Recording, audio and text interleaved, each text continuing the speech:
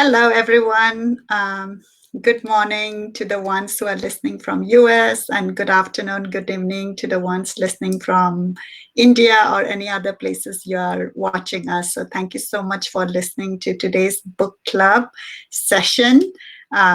I have two participants with awesome book which they have chosen, and I really cannot wait for them to share.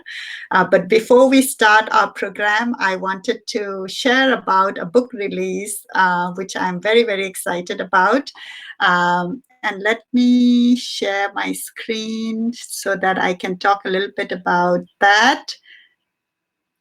All right, so you can see here, this is the Imasi Foundation Instagram page. And, for many of us who have been waiting to read the translation is out, The Princess and the Political Agent. It is out as an ebook on Amazon. Originally, it is, Binodini's Saheb, ongbi, Sanatombi.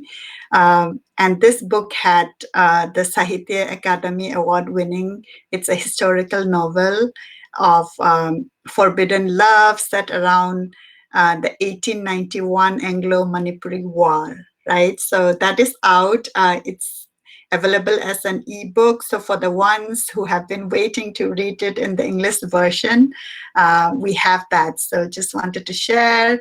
And let's pull up some couple more picture. Look at that, right? Imagine, downloading the ebook in your Kindle or your and reading it electronically. And let's look at this. Yeah, this is another view. And it's available in Amazon. I have tried in Amazon US the other day, and I was not able to download it as yet, though I got a glimpse by downloading the sample. So I cannot wait to see that activated in Amazon US so that I can download it and read it. So thank you so much to L Somi Roy for all his effort in translating this book. And we really cannot, wait to read and learn more about it. So I just wanted to start today's book club by sharing about the book release in English. Let's see, there's one more post. This is another screenshot. The Princess and the Political Agent, translated from the Manipuri by L Somi Roy, Binodini on an Epidemic. So let's read a little bit about what is being shared. It was summer. It was towards the end of summer of Kalen, entering the month of Inga. Suddenly, a great illness spread through Imphal. People trembled in fear. Many died during the course of a single day. Members of a family fell ill, one after the other. They waited for the sick to die from the disease that had no cure. Smoke from funeral pyres darkened the skies. There were times where 2 or 3 people were cremated together. But the Meiteis did not let a single corpse go without a cremation. People are so terrified of the hairy spirit called Diul, which stood only a forearm tall, that they shut themselves into their homes before sundown and remain quacking indoors, looking after the ones who were taken sick. No one walked outside, and grass grew over the roads. None could inquire after one another. All they could do was hide. So this is just a brief reading, from the sharing of Imasi Foundation Instagram page. So for the ones, who wants to know where to get the book, you can definitely go to the page, and happy reading. All right. So with that, we are starting our show, and I want to invite our speaker for today. I want to welcome Marjing Mayanglambam, and also I want to welcome Dinah Ketrimayum to our studio. All right. Welcome, Marjing and Dinah. Hello, Nene. Hello. All right. So to start with, how about we go around for a brief introduction. So let's start with you, Marjing. Go ahead. Hello, everybody. My name is Marjing Mayanglambam. I am from Kakwa, Laifa from Lekai. Presently, I am pursuing my BSc course at Dhanamandiri University in the second year right now, Life Sciences. Also, I am an active member and performing artist of Lahiri Ensemble, following the footsteps of my father and, of course, our gurus of Manipur. And aside, I'm also engaged in some of the literary works actually, like columnist, article writing of some newspapers of Manipur, and also as a side hobby, I write poems. So that much I can say for my introduction. Thank you. Cool. I didn't know that you write poems. I have read your article in Imphal Free Press, but you should definitely come and share. I would love to read your poems and listen to your thoughts. Sure. One day. All right. So Sure. I was just sharing and checking the connectivity while Marjing was giving the introduction. And to all our listeners, do let us know where you're tuning us from. Where are you listening, and share your thoughts, as we are going through the program. All right, so we lost Dinah in the connectivity, but we are going to continue with the program, and hopefully Dinah will join in between, right? So, so Marjing, what we'll do, I know that we have, done the Thagachari show with you, but I love to start our program with Thagachari, right? For myself, let me start with myself. In the beginning of the show, I shared about the release of the translated book of Bor Saheb Ongbi Sanatombi, now available in English, and I really want to express my gratitude to L Somi Roy for taking the initiative for translating. And today's Thagachari nomination from me goes to L Somi Roy for that translation, and we are all looking forward, for reading that in English. So now over to you, and if you can nominate someone for Thagachari. So for Thagachari nomination, I would bring up the three forms, one from my personal side, and one at the level of Manipur, and lastly at the level of the whole world. So firstly, personally, I would like to give my Thagachari nominations, especially to my parents and my sister, and to my dad and mom for making me exist in this world and let me play a role in the stages of life, for letting me know all the wonderful things of this world. I proudly nominate them for this. And also to my sister, who supports me in many ways, which kind of boosts me mentally and physically, so that I would do things easily for a better cause. And later on in the level of Manipur, I would like to give my heartfelt nomination, Thagachari gratitude, to all the teachers who are playing a major role in making we students stay refreshed with the academic life, with our academic life in the lockdown period. Like they are doing their best in providing us with assignments, with knowledges from their own capabilities. They are doing their best with the limited infrastructure, with limited connectivity, and of course with the limited resources in this state, Manipur. I am very surprised how my teachers, how our teachers of Manipur, amidst all these limitations, are doing their best for we the students. I am very much grateful to the teachers for the big role in making us fit for any upcoming academical examinations or academical tests, or for education too, not just about examinations, because education is more important than examinations. I am very much thankful to our teachers for educating us in this very crucial period. And lastly, in the level of the world, I would like to pay my gratitude, thagachari, to all the COVID-19 frontline fighters, including Manipur too.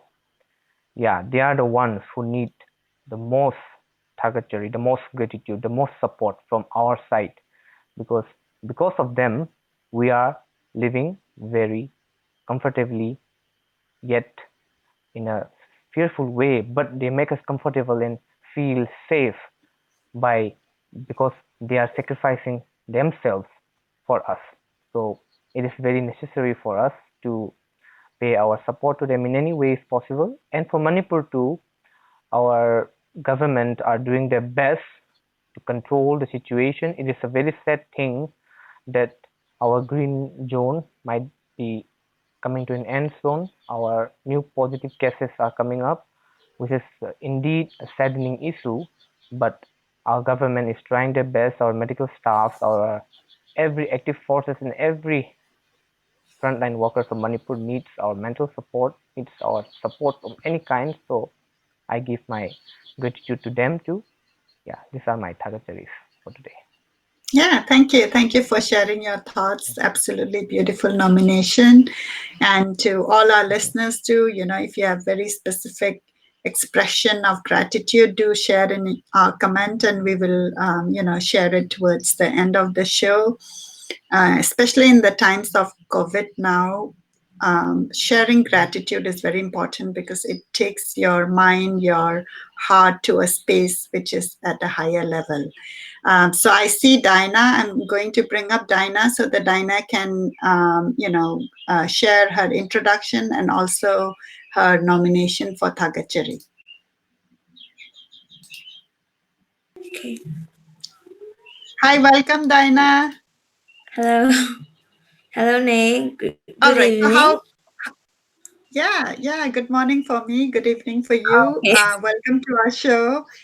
So how about you start with introducing a little bit about yourself? Okay. I'm Diana Ketrimayum from Suburban Manolera. And I just completed my master's in 2019 June, and now I'm preparing for NET exam and for PhD in English literature. Wow.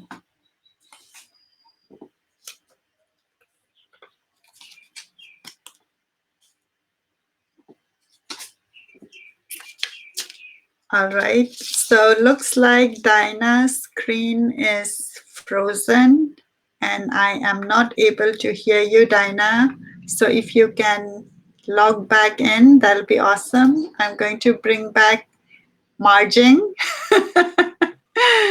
All right. So since we are playing with technology, we do come across issues like this, but that's fine. We are making the best use. So Marjing, how about we start with your, book sharing? I know you have a beautiful book to share with us today. So I'll hand it over Sure. to you with that. Thank you, Nene. So for today, I have chosen the book by one of my close friend, Byron Aihara. It is Dance, Music and Ritual in Manipur, Photographs and Text by Byron Aihara. Okay, wait, hold on right there because I wanted to plant this. I also have this book. Can you also put it up so that we Yep. share it in one screen? There you go. Yeah. Byron, this is for you. Thank you for your Yep. book, and thank you for such a beautiful creation. Yeah. Uh, Hagachari Byron. Agachari Byron, and of course, the beautiful picture of Manka and tribute to our Mm. traditions and culture, and the penna is there. Marjing, do you want to put the whole book towards? Um, Yeah, like this. yeah, I want to capture it so that, oh, you know what? Let me do the back side. You can do the front. Okay, so this is the back side of the Okay. book. Good. Okay, I do want to see you too. Oh. Okay, All that's right, so to like this. everyone who is listening, this is the book we are going to be talking Yep. about today. And really, I was really excited when Marjing chose this because I've been waiting for somebody to select it. Hmm. So yeah, thank you. And look at this. It's a big one, and you can see that it has a lot of like lovely pictures and written up text. And I have learned a lot of things from here which I didn't even know. So it's a lot of research and documentation. So yeah, I wanted to have that moment of both of us sharing the book, in one Yeah. screen. So thank you Okay. for that. All right, over to you. I'll let you share about Okay. it. So the first time I read this book, I was stuck, actually stuck in the preface because the preface is what it inspired me a lot. Inspired me a lot in a way. I like read it again and again because the preface has everything what a reader must know about this book. So in the preface, Byron shares about his journey towards this remote and exotic place in a corner of India, Northeast India, Manipur. So in the preface, he has briefly written about what he felt, what he imagined, and even what he dreamt of Manipur. And yep, I guess he did receive the thing he wanted. He, I think he kind of reached his goal, his dreamland. Yeah, I know that for sure, and I think Byron will agree by that too. And before the preface, one of the nice and very lovely thing is about the dedication. Byron writes, "To my mother and father, Yoko and George Aihara, and of course to Oza Kangembam Mangising." This three dedication has is a very uh, what to say, a very strong and very emotional kind of dedication. I can somehow feel what he felt because yeah, I met him, I stayed with him, we had a very nice day, we had a very nice time together, and he was very much dedicated. I'm still this day I'm very surprised like how he was so absorbed in the Manipuri culture and lifestyle. So this book is one of Byron's masterpiece. I would proudly say that this is Byron's masterpiece. And yeah, the preface, in the end of the preface, when he expressed uh, about his imagination, and about what he achieved, what he seen at the last paragraph, there's one thing which which made me kind of feel a bit more spiritual, and even kind of uh, like an in what to say, that a very inner thing from the heart. Mhm. He wrote it something, and I didn't know how he got that thing, like the language he used. So at the last paragraph, he he made a quiet prayer at the Chakpafain Harauba. He said, "Then I made a quiet prayer, and after those formalities, I made a speech directly to the deity. In it, I made a promise to do the best I could with all the work I had done. I then promised to present my images, recordings, and words in as clear and correct a way as possible, omitting only what I am sure of, and promised that I would not pretend to represent things about which I did not have or been given clear information. At that point, I didn't knew what else to say and paused to grasp for words." And here it comes. At that moment, I heard a voice, without a sound, from somewhere else, a different place, but clearly speaking directly to me. The voice said, "Just be a good person," and that was all. Yeah, this few lines has shown how Byron was so dedicated, so mm, doing such a great thing for we the people of Manipur, doing such a great thing for our culture. And that voice, I truly believe, that voice that came from the deity itself. uh, because I knew how Byron worked and he deserved that voice. So Byron, that voice, I truly believe what you said here. So coming to the main part of the book, the three contents, like among the contents, the book has been separated. I mean, written in three contents: chapter one and chapter two, chapter three. The chapters, the chapter has Lai Harauba, the ancient ways, and chapter 2 has Ras Lila, and chapter 3, life, art, and ritual in daily life. So I'll be sharing my own views, my own sort of review for these three chapters. But before mentioning about the chapters, a brief about the book is there's around 241 pages and more than 300 photos.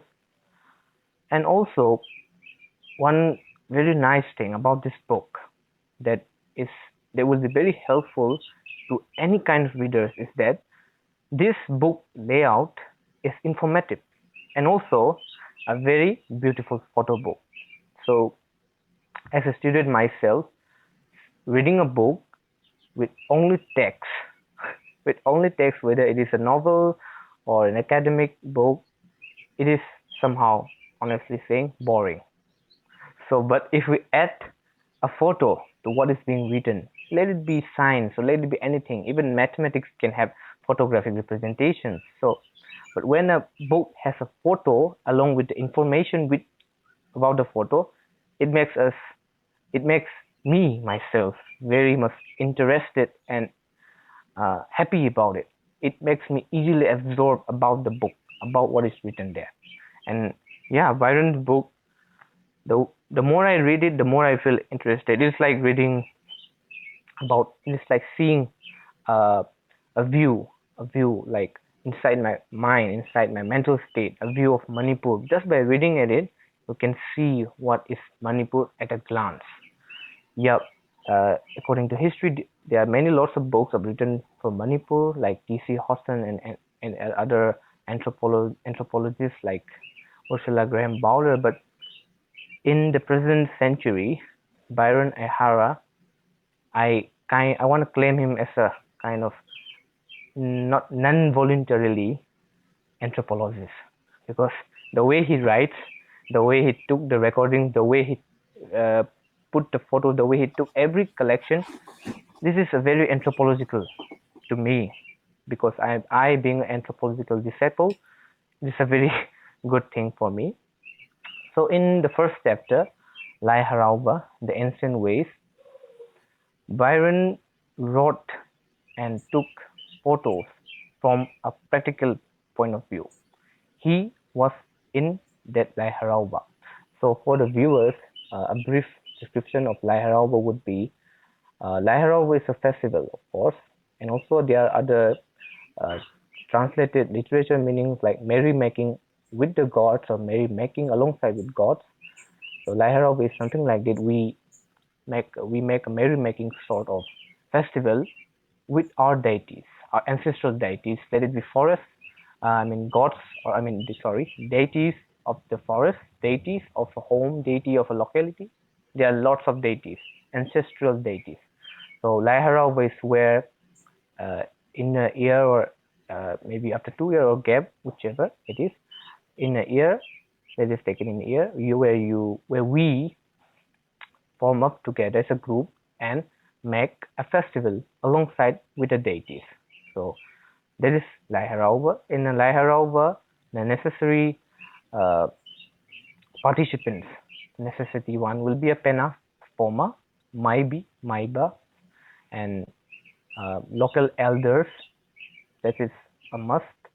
So in the chapter 1 of the book, Lai Harauba, The Ancient Ways, Byron clearly took into view two forms of Lai Harauba, the Maitai Lai Harauba and the Chakpa Lai Harauba. Aside this, he also brings forth the Kaching Lai Harauba too.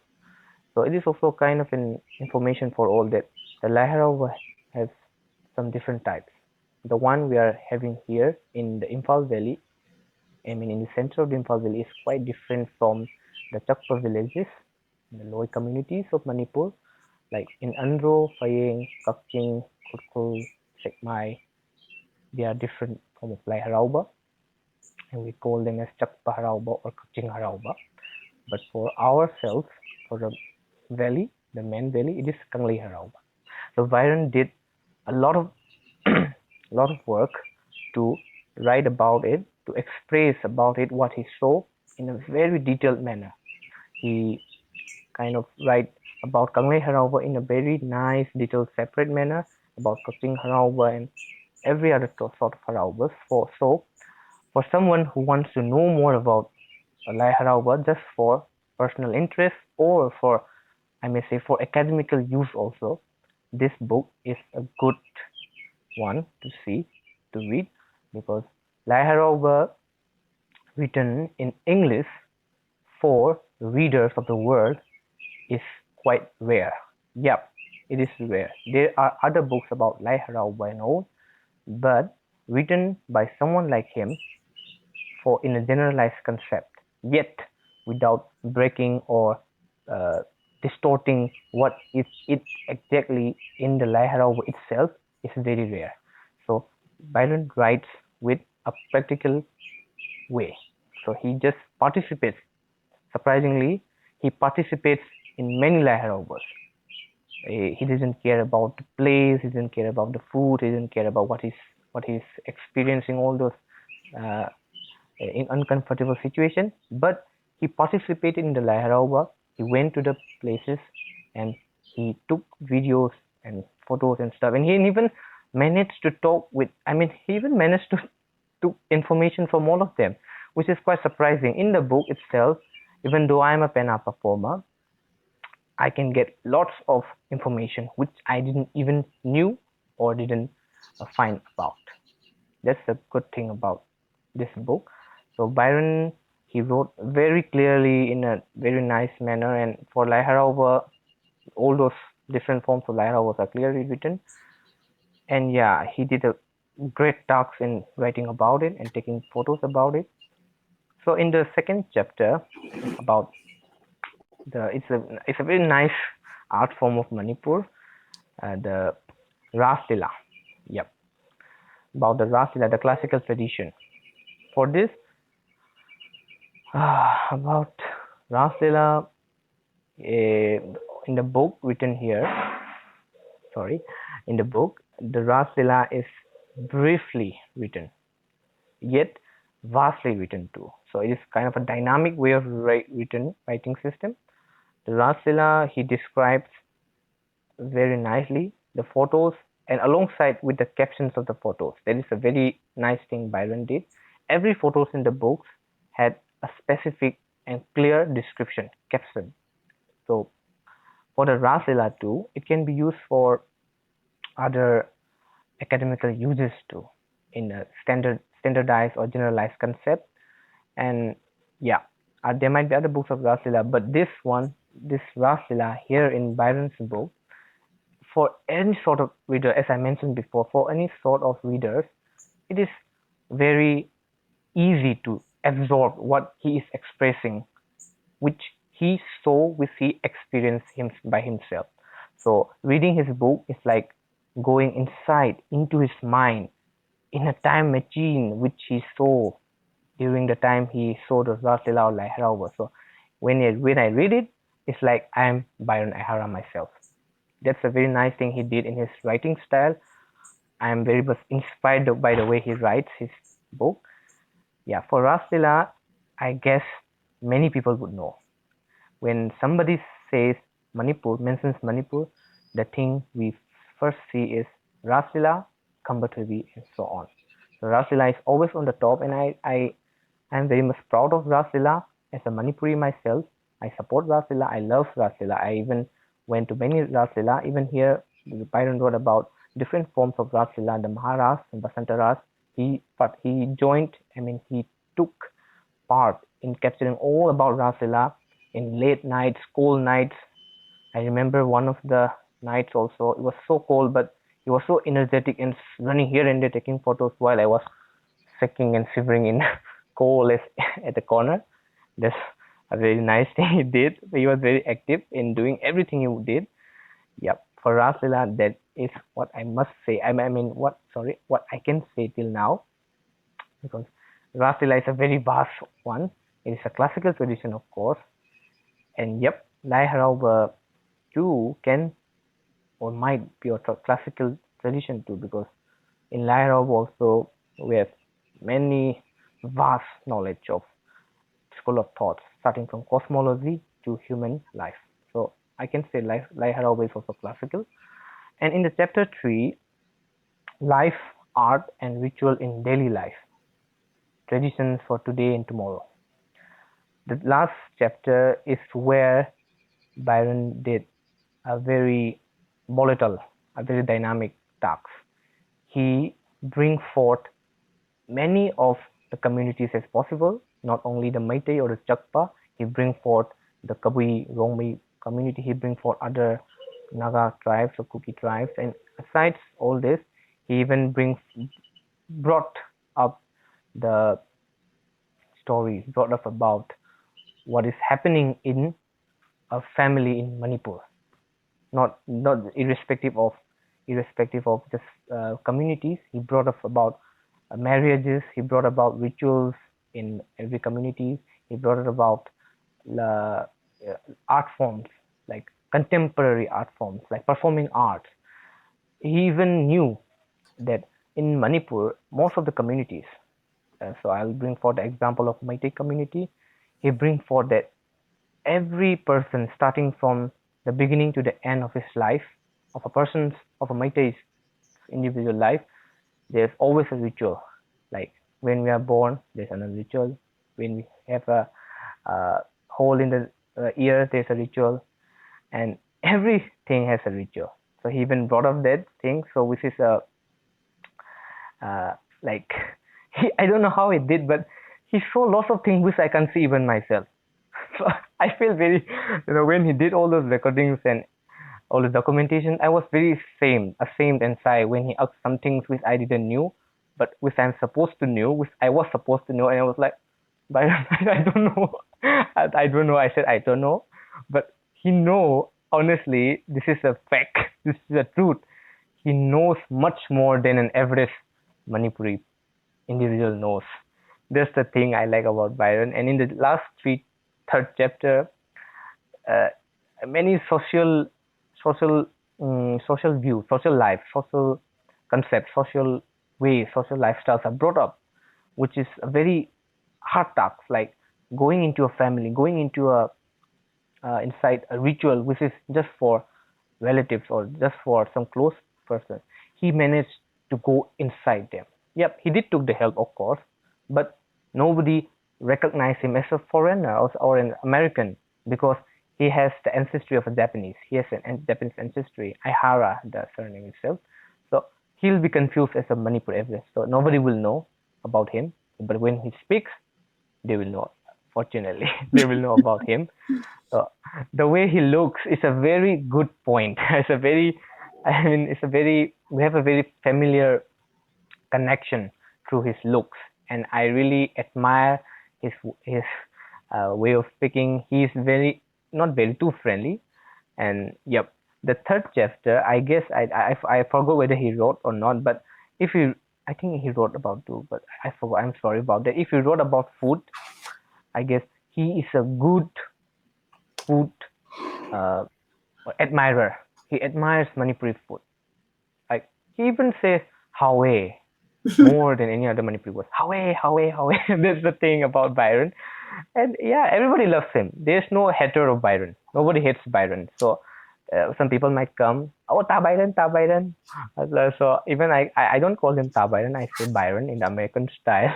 I didn't call him uncle or kaka or dada. So I just say Byron because I like the American style of calling that way. So yeah, in the third chapter, it explains about the society of Manipur. And in this third chapter, there is where I see lots of anthropological way of writing.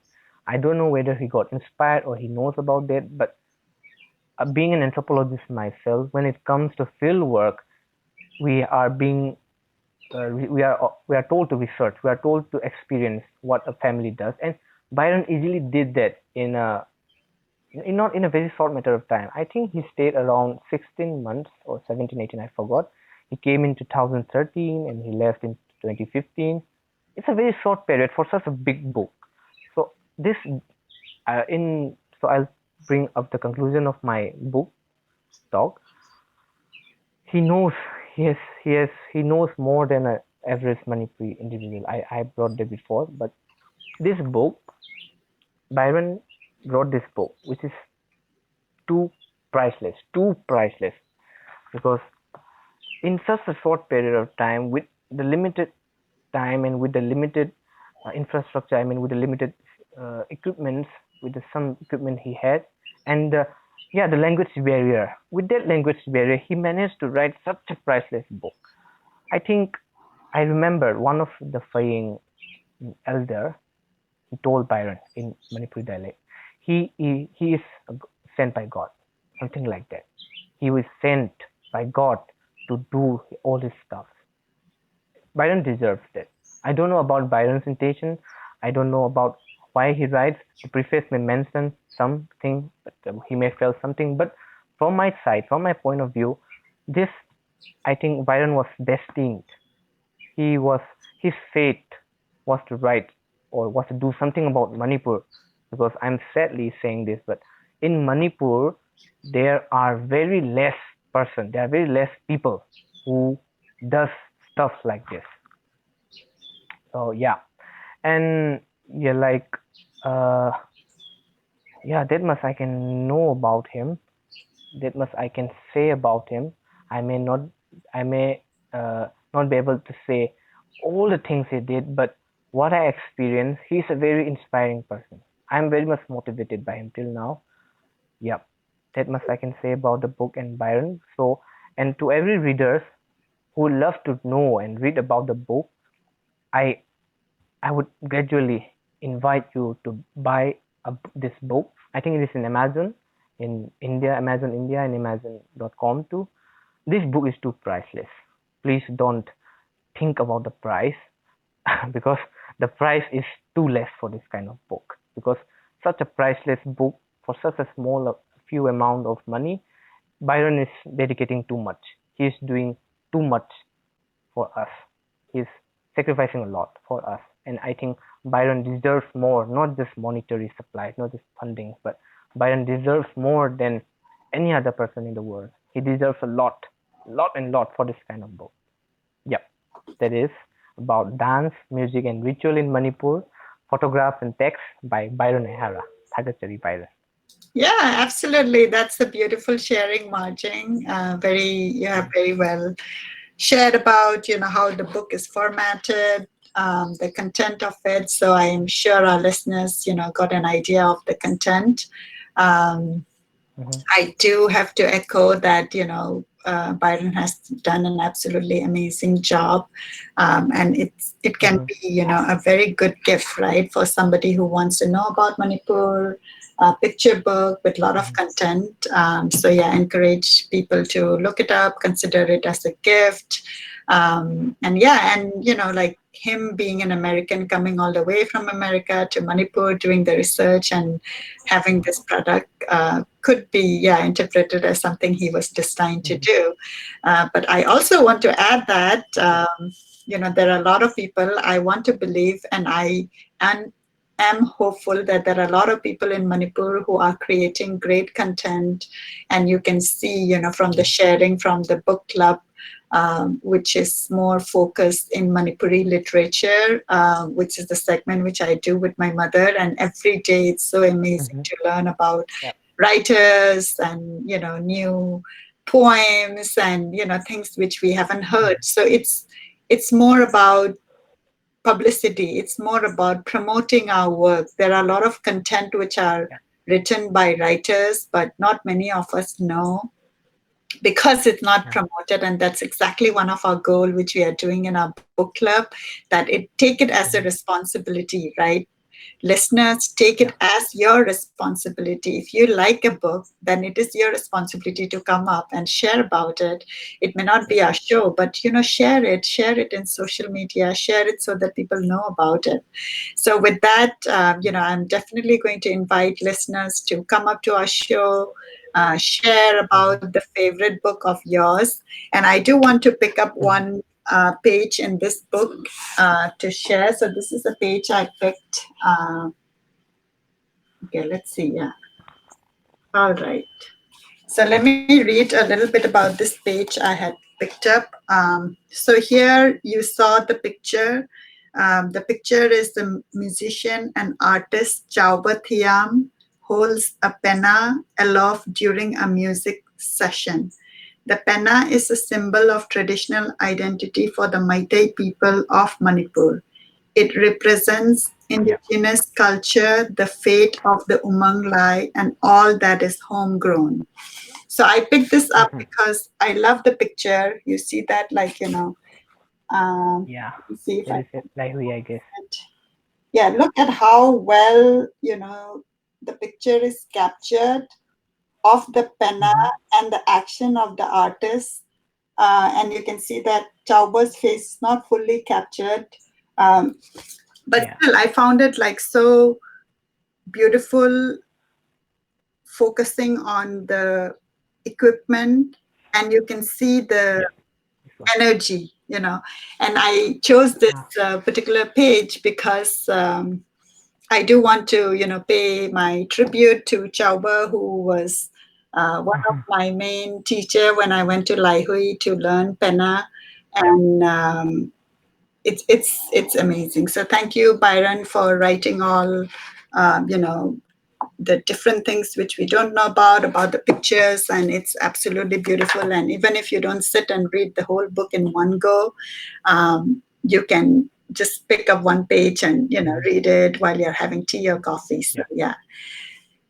All right. So with that, we are coming to an end of our show. But Marjing, while you are here, I wanted to take the opportunity to ask you about your trip to Japan. Oh, sure. Yeah, can you share a little bit about that? Because I saw very good footage about your trip, and I wanted you to share on why you went there, what did you do, what are your learnings, and a little bit of experience on that. Uh, Thank you, Nene, for bringing that up. Uh, so, first time I went to Japan was with the IRIS program. It was initiated by the Japanese government to bring and invite uh, youths from the northeastern area, northeastern region. They invite youths who have potentials to bring a change in the society. So they want to show them about Japan's advancement technologically, infrastructurally, and even in culturally. So yeah, I was selected and invited as a delegate member. Yeah, at the first time when I went to Japan, we first uh, reached Tokyo and we were taken to several sites, mostly in like waste management sites, and power management, and many other uh, technological sites, which will inspire us to, which will inspire us to get an idea of what is happening in Japan and what is happening in India. So they want us to get inspired and have the power to bring a change in our society. I guess that was the aim of IRIS program. Yeah, we went to I think it was Nagasaki, to pay homage to the nuclear war, the Second World War nuclear bombing victims and survivors. We even met a survivor. I was like having goosebumps all the time he talked. I was seeing all the things he experienced. Yep, we went there, and even we went to some ecological sites. Like the way Japan handles the past and the present. They took a great lesson from the past, but they don't hold a grudge on it. They just went to the top. They just tried their best infrastructure in every sense, technological advancement. Yeah, the first time I went, I got cultural shock with the timings, the way they had the manner, the behaviors they maintained, the punctuality. Yeah, I really did had a cultural shock. I was feeling very shocked, and I was so So you ashamed got of the shocked people. timing. Yeah, it was too much for me. Like they went in seconds and minutes. Like they say, you wake up at 7:31. Nobody says that here in India. And if you go a bit earlier, I mean more earlier, you are seen as like without job or without work, like a free guy. And if you went late, you are late. So I get that cultural shock, and the punctuality is superb. Yeah, the IS program was the first time I went to Japan, and after that, with the initiative of Sasakawa Peace Foundation, uh, I, along with my family and one famed director from Manipur, Mr. Romi Meitei, we went to Okinawa for a historical venture, for a historical journey. Yeah, it's a big shout out, a big tagachari to Sasakawa Peace Foundation for their initiative. Like, we went to Okinawa and did a cultural exchange in forms of songs, dances, and yes, talks. We talk with each other a lot also. Yeah, Sasakawa Peace Foundation led us to reach Okinawa, and the thing I experienced in Okinawa is like reaching another home of Manipur. Like the people were very similar to us, the anatomical features and all. They were too humble. That's the thing about Japan. They are too humble. They are very uh, soft-hearted. They are very strong, yet they don't act aggressively. Yep, Okinawa, we did lots of cultural exchange, Okinawan folk culture, Okinawan traditions, alongside with Manipuri folk culture and Manipuri traditions. My sister, my dad, and we were the three-man army.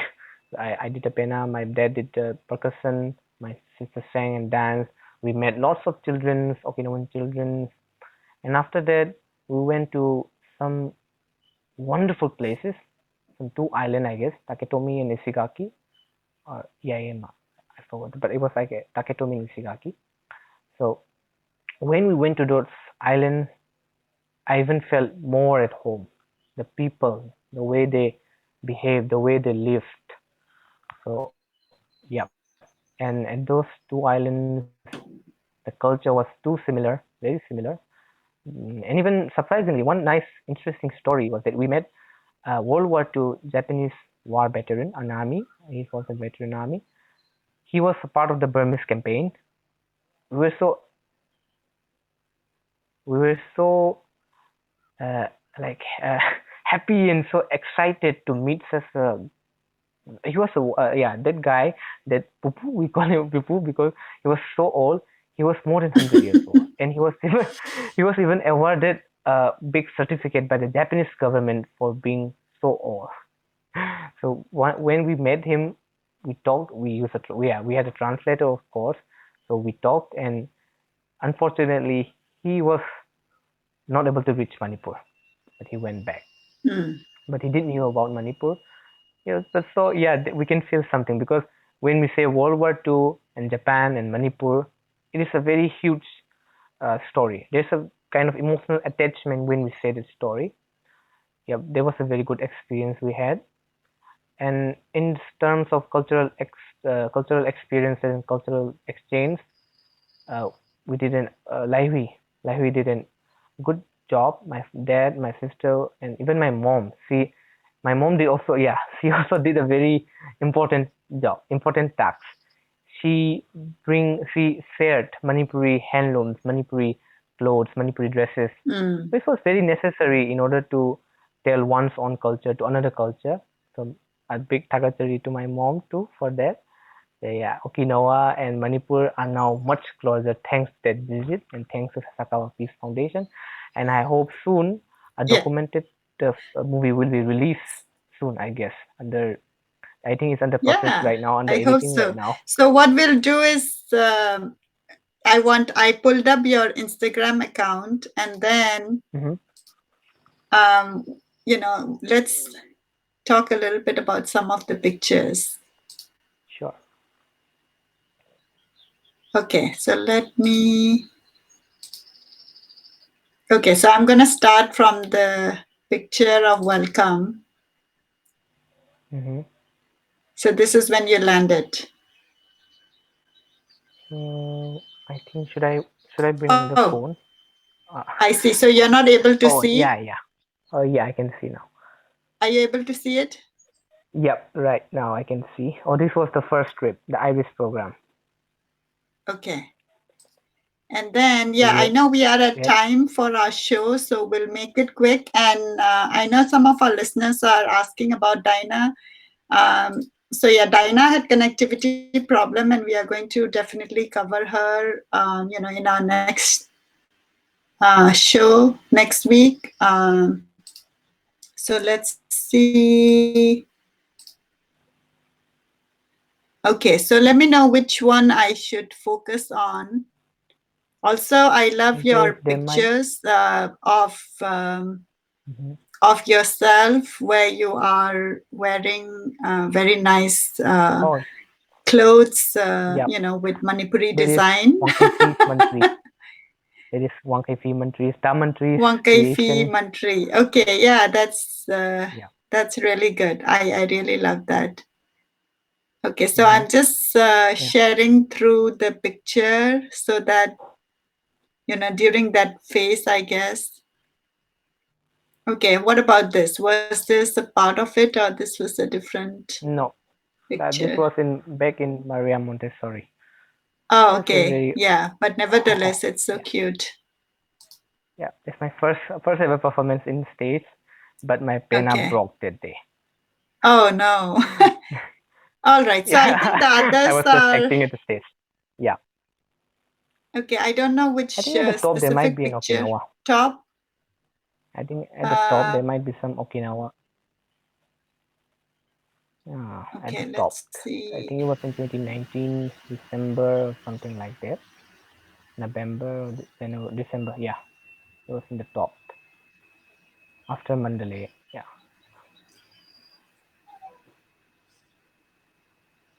Oh, it's a big photo book, Instagram.